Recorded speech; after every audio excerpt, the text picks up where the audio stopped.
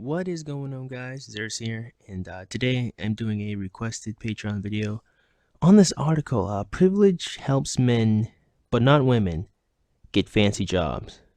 A researcher who sent hundreds of fake resumes to law firms found that hiring managers were more impressed by male applicants who indicated a passion for polling and sailing. So this is somewhat interesting. I think it's a little interesting to look. The article, it's a bit long, but hopefully you guys, will be carried through by the sound of my sweet voice.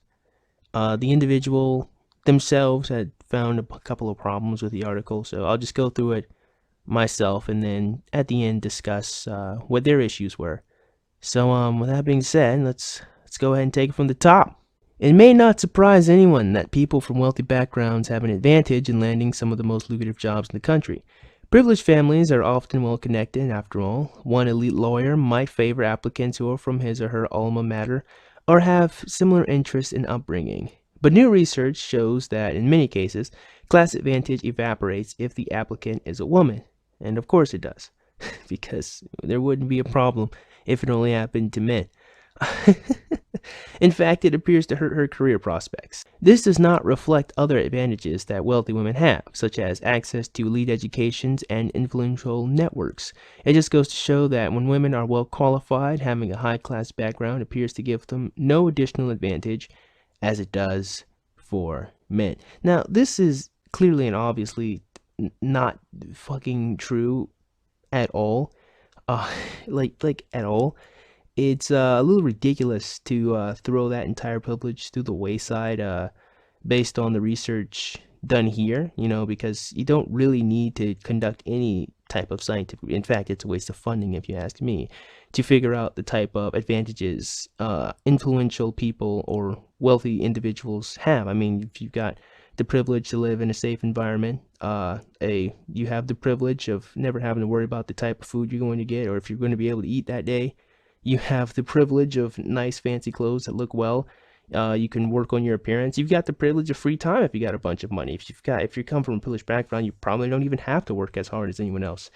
Which, spoiler alert, is pretty important to these hiring positions. But you'll find out why later. I mean, even once again, privileged individuals with lots of money have their choice of colleges that they can go to, usually, if they get accepted. And they usually are, since they're pushed hard, or at least they try to get good grades, I believe. So no, this is freaking ridiculous. Of course, privileged individuals, men or women, have a bunch of privileges. I mean, it's in the word, it's in the title. I just said it. So, but the conclusion's already contradictory to observable reality. As described in an article published this month in American Psychological Review, Lauren Rivera, okay, no accent. Lauren Rivera, a sociologist at Northwestern University, and a colleague, Andreas Tilsik. I know I butchered that. It's not Andrea. Andras. I'm gonna go with that. Of the University of Toronto, sent fake resumes to more than 300 of the most exclusive law firms in the United States, varying resume details to see which ones attracted employers' interest. A landmark 2003 study by Marianne, I think it's Marianne. Marianne. A landmark 2000. I'm really bad with names. I suck with English language. A landmark 2003 study by Marianne Bertrand and Sindhil. See what? I can't do it. I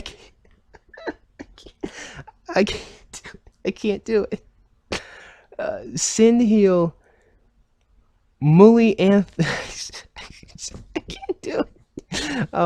Used a similar process to show that employers are far less likely to respond to resumes from applicants with names that sound African American compared to those with white-sounding names. But Rivera thought that this left plenty of room to examine how hiring managers respond to resumes that signal different levels of wealth and privilege.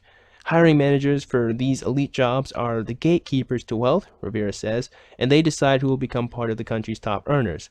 Rivera's past research has shown that most elite firms focus almost entirely on recruiting candidates from Ivy League schools and how that tendency contributes to inequality. Now, again, you would think that this would be obvious. Um, that elite schools, you would think, are designed specifically to create inequality. I mean, they want the best of the best students there to create the best employees or workers, lawyers, or scientists that they can, which obviously, if you're the best, you are not equal to mediocrity. So again, it makes sense that yeah, people aren't equal. Yes, Ivy League schools make people who are supposed to be better than individuals who go for like a community college. That's why you spend thousands upon thousands of dollars to go there, or tens of thousands. If we're going to be accurate, that's the point. That's the idea that they're going for. To say that it's not fair that Ivy League schools, teach people or cost more, or teach people, give people better education, better opportunities, is a little. I mean, I don't really know what the word is there other than blindingly obvious, and to complain about that is like to complain about the fact that rain falls from the sky. I mean, that's just reality. I mean, that's the point. That's why they were designed. That's what they were designed to do. So yeah, she and Tilsick decided to focus on applications for summer associateships, which are essentially internships for law school students at large law firms, as they usually lead to permanent first-year associate positions, which command some of the highest salaries in the country. Anyone hired for these competitive positions, Rivera says, is instantly propelled into the top 10% of household incomes nationally among all ages. Pretty cool. Pretty cool. To eliminate biases toward Ivy League educations, all the fake resumes indicated applications went to the selective second-tier law schools, but they were at the top of their class. Their academic and professional experiences were identical, but there were a few variations that signaled their level of privilege. For example, higher-class applicants volunteered as mentors to first-year law students, while lower-class applicants volunteered as mentors to first-generation college students. One fictitious student won a university athletic award, while another won a university athletic award for students on financial aid. Then came the section of the resume people often spend the least effort on, even though it reveals so much to the employers: extracurricular activities and interests. In the experiment, privileged applicants listed expensive, exclusive sports like polo and sailing, and mentioned a penchant for classical music. Less privileged applicants preferred country music and track and field sports. Oh, that's interesting. I don't really see I guess, I don't know, it's just a bias of rich jackasses. Apparently, if you like country music, that means you can't be rich or privileged too. I don't really understand what that's about. And apparently if you like classic music, that means you're part of the privileged amount of humans. Poor people don't like Beethoven, apparently. I don't know, that's interesting, I guess. That's another topic for another day. Rivera and Telsic sent the mock applications to 316 law firms, and of the 22 interview invitations they received, the privileged men had a callback rate of 16%, which was more than 4 times the rate for privileged women. Less privileged women and less privileged men combined. Okay, so I mean, it's a little obvious that the less privileged people weren't seen as individuals who were on the same level or as good as the privileged men. I mean, obviously, you would think, affording their education and all the things they're given in life, that they would be better, and that's quite unfortunate, I would say. But I don't really think that this is newsworthy. I don't really think this is telling us information we don't know. What the person is saying, though, is that the privileged men were called more than the privileged women. So now, why is that the case? And I think you'll find the case as to why it is to be a little interesting. At least I did. Though it's not surprising that privileged men receive an advantage, it was striking to see that advantage so clearly, considering that they had identical professional and academic experiences as to the other fake applicants. Further, belonging to a higher social class appeared to only benefit men in the hiring process and penalized women. Well, again, I don't see how you can come to the conclusion that it penalized women just based on what we've seen, because apparently, it seemed it didn't have any. It didn't look like the women were less likely to be called. It didn't look like it hurt their prospects, because if the privileged women were called the same amount as the less privileged women, then it would actually make privileged women equal to unprivileged women and equal to unprivileged men. So it wouldn't really be penalizing them. It would just be making them equal, if this were to be the case. To better understand the role of discrimination in the selection process, Rivera designed another experiment. In it, researchers surveyed 210 practicing lawyers, half of whom worked at a private firm, to evaluate the same batch of resumes based on 4 criteria: an applicant's competence and warmth, masculinity or femininity, professional drive, and alignment with the culture and clientele of a large law firm. Then the lawyers were asked whether or not they would recommend someone for a job interview. They too were more likely to recommend privileged male applicants for an interview.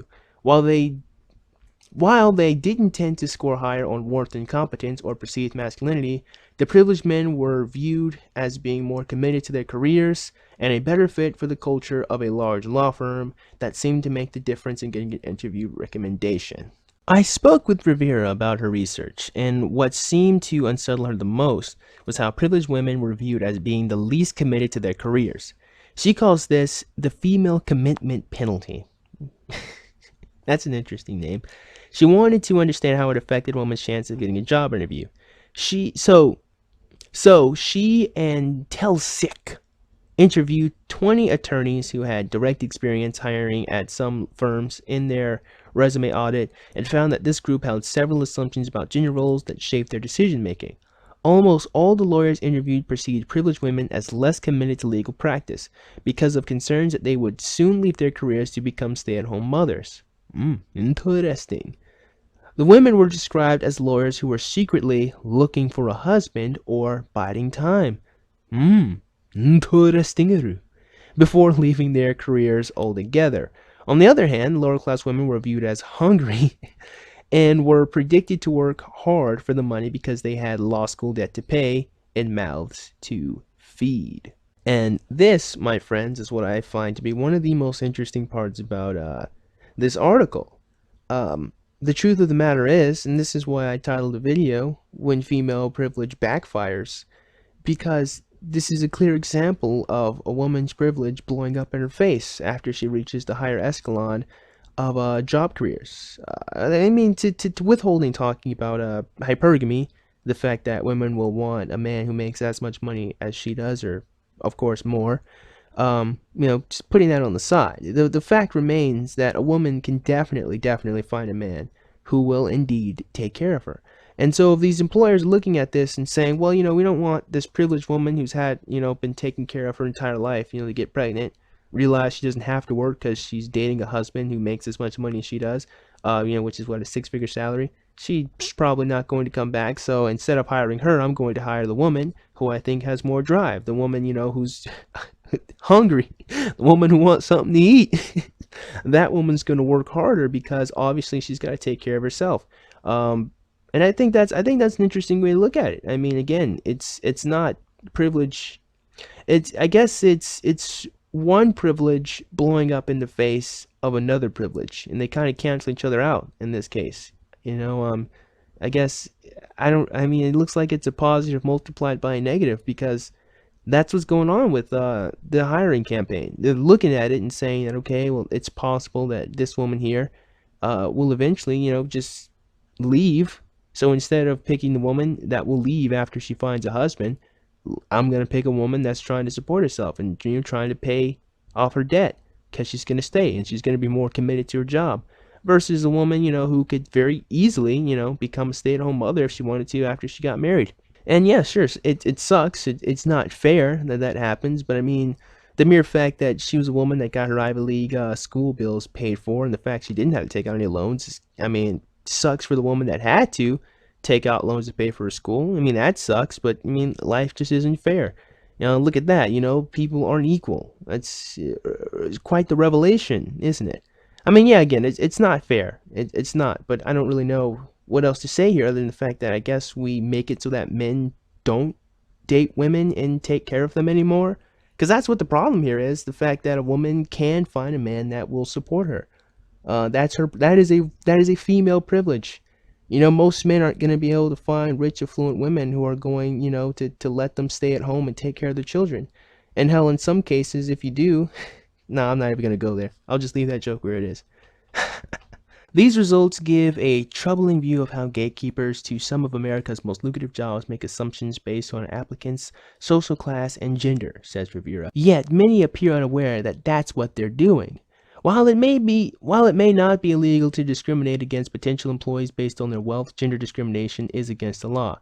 I think a lot of employers have a hard time with gender discrimination and seeing how it's related to biases about motherhood, Rivera said. And yes, it's true that it is a bias, but to deny that reality would be a little disingenuous. At least I think it would be. Lawyers may not realize that they are illegally discriminating against women as they scan their resumes, or maybe they don't care, as no one can read their minds to understand the assumptions behind their decisions. In the end, it's hard to prove gender discrimination in the hiring process, whether through the courts or through the Equal Employment Opportunity Commission, because these personal filters are rarely verbalized or communicated.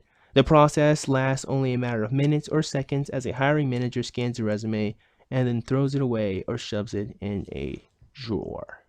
So that's the end of the actual article. So now I'm going to read the comment that requested this video to begin with, because they took a actual look at the study and I didn't, because I don't like reading studies. I hate reading studies with a passion because they're really long and boring and filled with a lot of information I don't really need to come to a specific conclusion.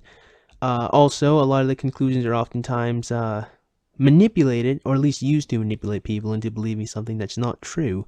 And a lot of studies that I often find just kind of come to common sense conclusions, which makes me wonder why they need to be studied to begin with. But I digress. I'm going to read the person's comment because they, again, took an in-depth look at the study. The article shows in Table 2, which is page 48 of the study, that lower-class men have a 1% chance of getting a callback, which is worse than numbers for both lower and upper-class women. But the article and the Atlantic completely ignores this when that should have been the conclusion of the research, if any. 2. Interestingly, lawyers who were shown Table 2 have noticed a bias against higher-class women. The article focused on that and appears to have completely been oblivious to the fact that employers treat lower-class women and men worse. 3. The article notes that the firms which authors sent applications actually employ the same number of male and female associates. Now, that's a pretty damning thing to ignore. Which means that ultimately the firms hire the same amount of men and women, so the conclusion that the article is at best premature and at worst false, since the number of men and women are hired, since the same number of men and women are hired, i.e. high-class men have a better chance of getting a second interview, but lower chance of actually getting hired. 4.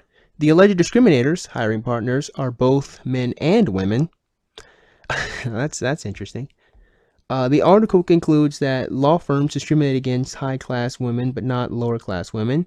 Yet this is contradicted by the very data they collected, that lower-class women are less likely to get invited to interviews than upper-class women, which is something that I just kind of figured out on common sense in the earlier read of the article.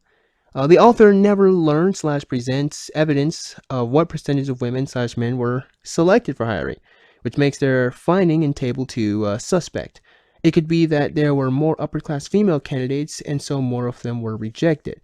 They also do not show who was actually hired. I would say that those are some pretty good observations of the study, and I'm glad that you decided to read the article, the study, because I damn sure wasn't. But again, I think those are interesting things to point out, which again kind of contributes to the point that I was making about how a lot of times studies are used to manipulate people, which, in their credit, does not mean that the study is wrong, that there's a problem with the study, although there could be.